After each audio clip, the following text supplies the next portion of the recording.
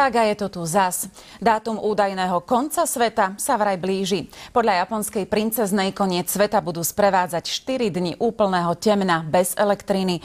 Mnohí ľudia, najmä v Amerike, si už teraz chystajú zásoby a úkryty. Vo Francúzsku niektoré mestá v osudné dni ponechajú pre obyvateľov otvorené bunkre.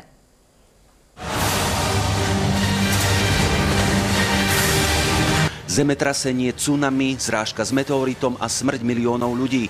Podľa japonskej princeznej Kaoru Nakamaru apokalypsa začne už 19.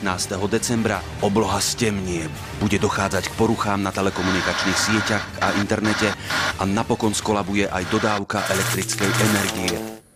V úplnej tme a tichu budeme celé 4 dni. Až 22. opäť vyjde slnko a už nebude noci.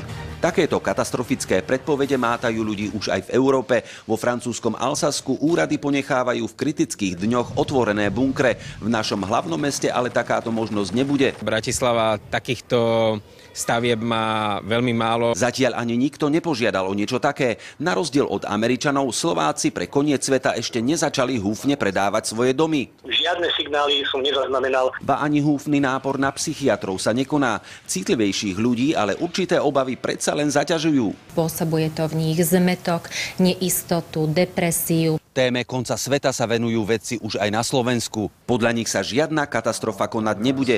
Opak netvrdia ani samotní majovia. Zmienka o zániku v žiadnom z existujúcich nápisoch nie je. Anton Adamčík, televízia Joj.